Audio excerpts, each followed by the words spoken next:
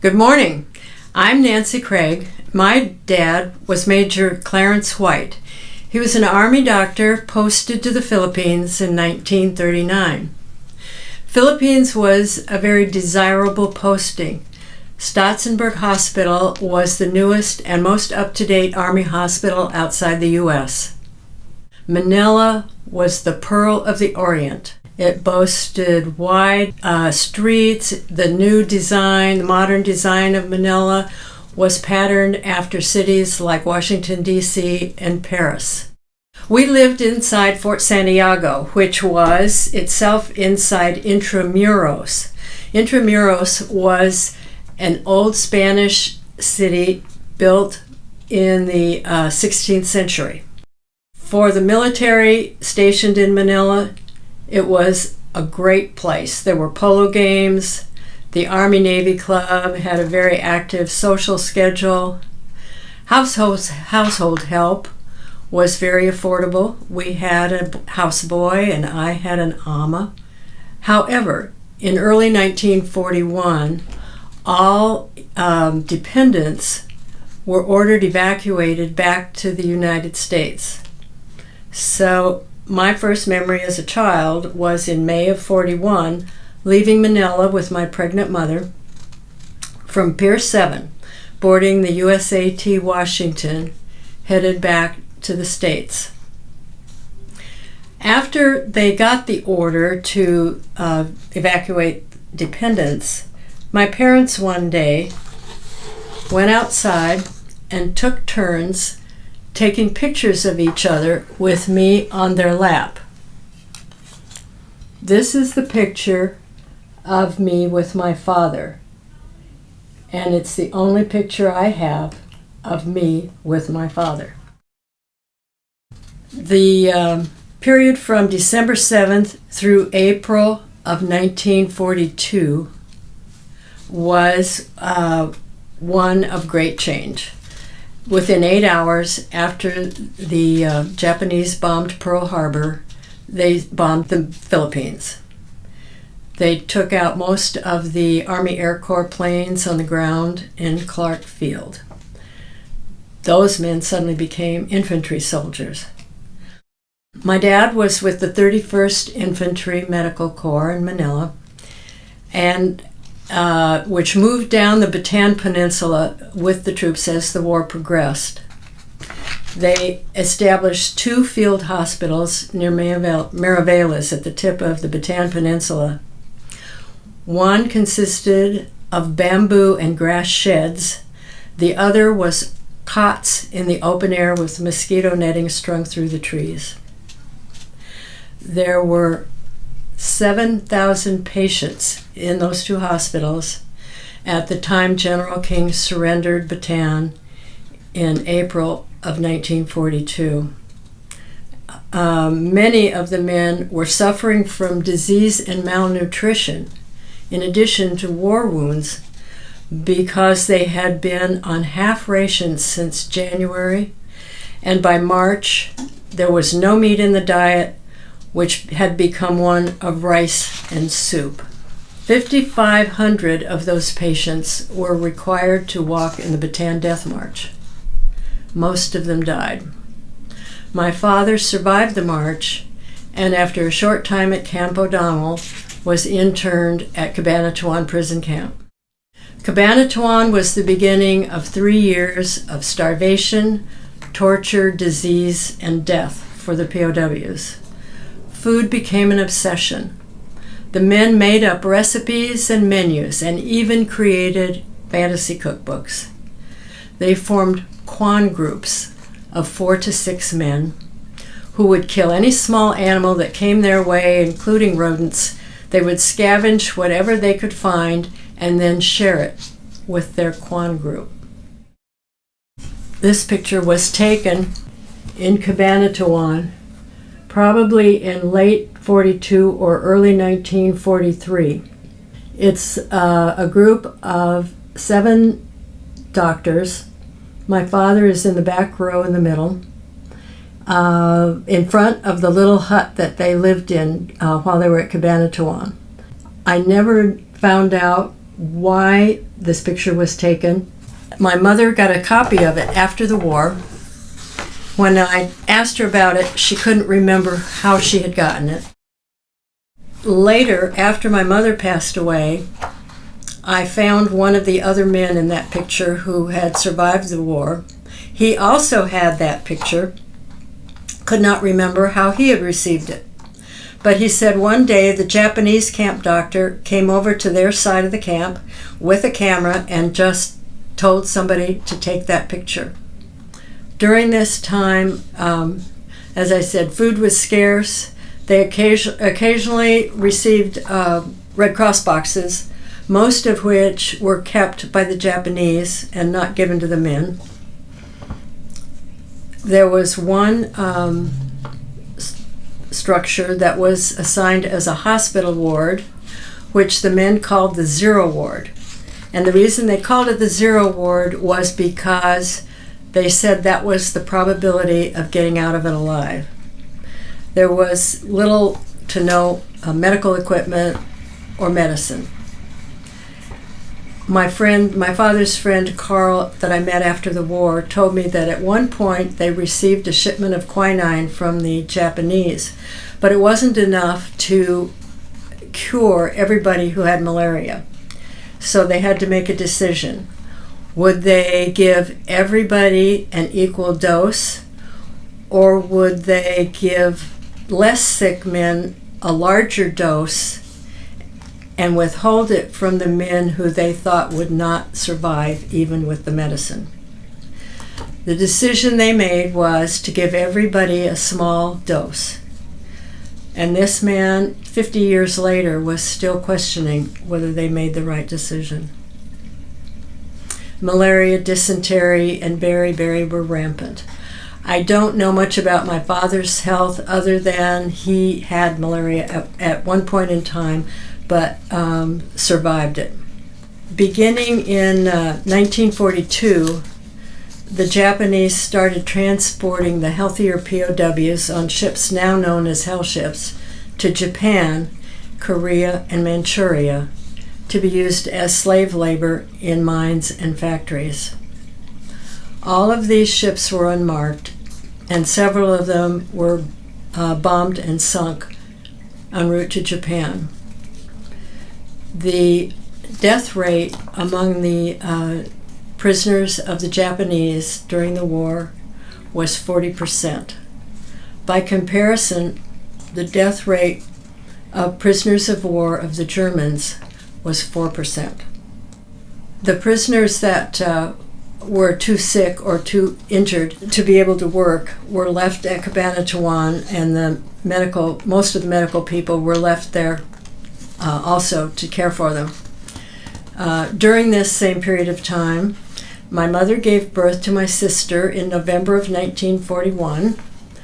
We bought war bonds, commodities were rationed, people saved grease, we had paper drives, created victory gardens, because commercially grown food was needed to feed the troops. My mother mailed gifts to my sister and I throughout the war, so that we would think that our father was doing fine. We never understood the war fully until many years later. Also during that period of time, my mother received a few official postcards through the Red Cross, but they eventually stopped.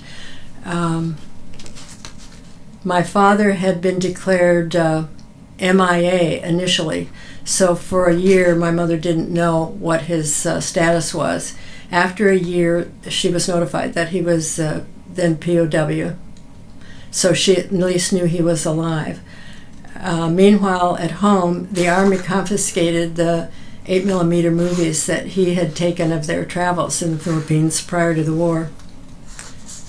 In December of 1944, after surviving nearly 3 years at Cabanatuan, my dad was put on the last prisoner of war ship to leave Manila.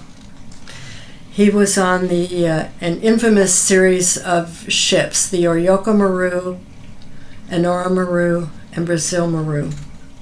By this time, the POWs knew that their odds of survival on one of those ships were pretty low. So they would ask the doctors to do appendectomies on them so that they could remain in Cabanatuan or in Bilibid prison in Manila. I do not know whether my father performed any of these appendectomies or not. They were willing to risk their lives having surgery in filthy circumstances with minimal medication rather than get on one of those ships. The horrors of the ships are well documented in other places. I won't go into that. My father was on the Oryoco Maru. There were 1,621 men on that ship when it left Manila. It was bombed in Subic Bay. About 300 men died. The rest swam to shore. My father survived that bombing, went to shore with the group of men. They were rounded up, put in a tennis court. Almost 1,000 men put in a tennis court that was standing room only for 4 days, basically without food or water. Then they were boarded on the Enora Maru, which made it to Takao Harbor in Formosa. In Formosa, it was bombed by American planes, and another 300 men died. My dad was in that group of 300. Their bodies were loaded into cargo nets and dumped into a mass grave on Formosa. The survivors from that bombing were placed on the Brazil Maru, which eventually did make it to Japan. By the end of the war, of the 1,621 men initially boarded the Oryoco Maru, about 400 survived. Before my father left on the Oryoco Maru, he wrote a letter to my mom and gave it to a friend who was staying at Cabanatuan, in case he didn't make it, but the friend did. After the war, the friend wrote to my mom and said, in the confusion of the rescue, he was unable to retrieve the letter, so my mom never got it. He said he had thought about reading it, but decided it was just too personal and felt that he shouldn't do that, so he didn't. During this time at home in LA, the Christmas movie Meet Me in St. Louis was a big hit. To a war-weary nation, nostalgic for an earlier time. New toys were scarce because raw materials went to the war effort. My sister and I were thrilled to receive 2 doll buggies, refurbished. Although delivered by Santa, they'd been donated by friends who had outgrown them. During air raid blackouts, we sat in the interior hallway of our apartment on the floor, and my mother would read to us with a flashlight.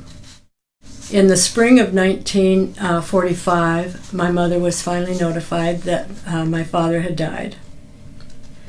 She never talked about it much. She just said, our dad died on a ship and was buried at sea. The Americans continued to retake the Philippines. The Battle of Manila resulted in the virtual destruction of the city. Intramuros and Fort Santiago were little more than rubble. Manila was the second most destroyed city in the Second World War after Dresden. After receiving the news of my father's death, my mother had to decide what she was going to do. She had stayed in Los Angeles after returning from the Philippines because she knew my father was almost, his tour of duty was almost up, and he would have ended up on the West Coast. So she had stayed in Los Angeles during the war. After the war, she decided that she would continue to stay there rather than go back to her home state of Iowa. At that time, there were no grief counselors, there were no support groups. VJ Day was very difficult for us because the country was rejoicing, but of course mixed emotions for us. The country wanted to recover and be at peace. We had a gold star flag hanging in our living room window. My mother was a nurse, and so decided to be a school nurse. So she went to work for the school district in Los Angeles, and that's where we grew up. I went to college on the GI Bill, married, and became a computer programmer. First working on the Air Force SAGE program, which was their first automated air surveillance system, and then on the Gemini and Apollo space programs, and continued working in information technology until my retirement in 1999. During that time, my husband and I raised 3 children, and had busy lives. We volunteered, we took trips with our kids, we had busy lives. In 1995, military records from World War II were declassified, and I obtained my father's IDPF, which is the Individual Deceased Personnel File. I joined the American World War II Orphans Network and the American Defenders of Bataan and Corregidor organizations. The ADBC, the American Defenders, was an organization formed by surviving POWs of the Japanese after the war. Their experience had been so extended and so difficult that they felt they needed their own organization separate from the American POW organization. In 2008, when the POWs decided they could no longer continue their organization, I was a founding member of the American Defenders of Bataan and Corregidor Memorial Society, which is the successor organization to the ADBC. We are now primarily descendants and friends because very few of the guys are left. It was through these organizations and contacts I made through these organizations that I discovered the specific conditions of my father's death. When the Enora Maru was bombed, he was hit by shrapnel in his feet and legs and bled to death on the deck over a period of 2 days. That was a very traumatic discovery for me. The friend of his who survived that was in that picture became a very close friend of mine, and we went to together on a trip, a POW trip to the Philippines in 2002 for the 60th anniversary of the Death March. For me, that was a trip of connections. I talk to people about connections rather than closure. Since I didn't really know my father and my mother didn't talk much, I was on a quest to find out about him. What was he like? What did he do? Where did they go? So this trip to the Philippines was very meaningful for me.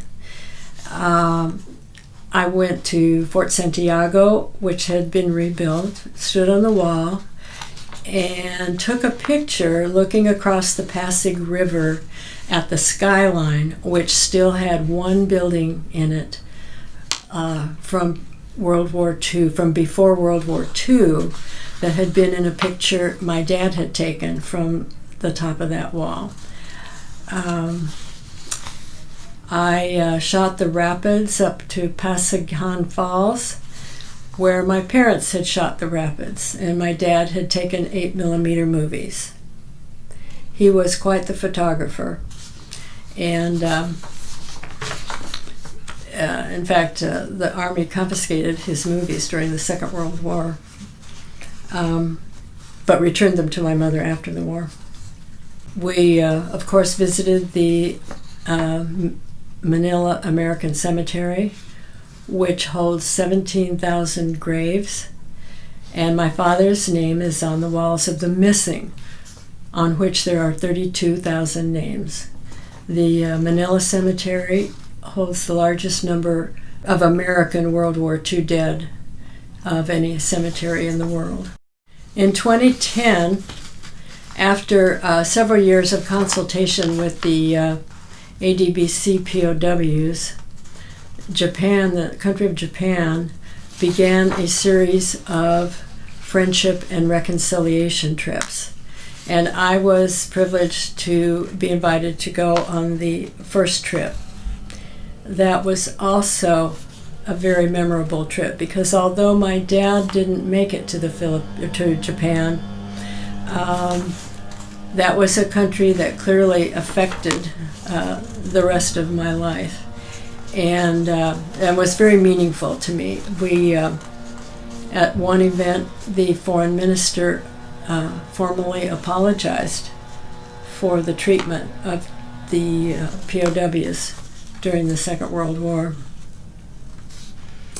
At one Buddhist temple that we visited, the Buddhist priests had at one point in time after the war made up a 3x5 card file with the name and serial number of every American who had died at the hands of the Japanese, and these were stored in an old-fashioned library card catalog file.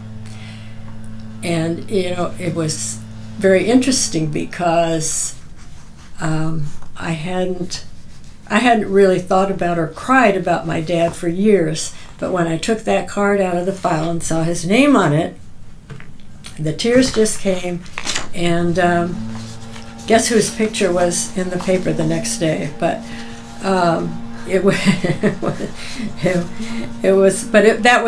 that was a very meaningful trip for me too, in terms of my discovery process. After we got back, it was through the research of a fellow descendant whose father had also died on the Anora Maru that I discovered the story of the disposition of the remains of those men on Formosa. After the war, the remains were exhumed and eventually reinterred in 20 graves of unknowns at the National Cemetery of the Pacific in Honolulu, known as Punch Bowl. The families were never notified that the Formosa grave had been exhumed because they were unable in the late 1940s to identify individual sets of remains. So it was through his research in the early 2000s that uncovered the fact that there were 400 sets of remains, with multiple sets of remains in each of these 20 graves, and they were simply marked unknowns, January 9, 1945. So my organization, and specifically 3 of us in the organization, decided to sponsor a memorial stone at Punch Bowl to tell the story of the men in those graves. It was a 2-year project, but it resulted in the dedication of a memorial stone in 2018. Interesting process in getting our request approved because we insisted on using the words hell ship. But we were successful, and the words hell ship are on the stone. Recently, the organization in the Pentagon that is responsible for identifying and returning remains of men listed as missing anywhere in the world has decided to undertake a project to exhume the graves at Punch Bowl and using current DNA technology attempting to identify the men in those graves. This is probably a 5-year project, and they are soliciting and have solicited successfully a majority of DNA samples from family members of the deceased men. So as they sift through the remains, which are bones, and try to identify them, they have to compare them against DNA samples from family members. It's a long and arduous process, but after 76 years, the story of my dad is not finished, because I'm sure he will have remains in one of those graves. So my bottom line is, the events of war are multi-generational. As a result of my dad's experience, my daughter, who lives in France, has helped descendants and orphans who have come to France to find graves and visit places where their fathers died in France. And my daughter in the U.S. has served on the board of the American Defenders of Botanic Kragh Memorial Society. So this is a multi-generational process. Thank you for listening, and I'll be happy to take your questions.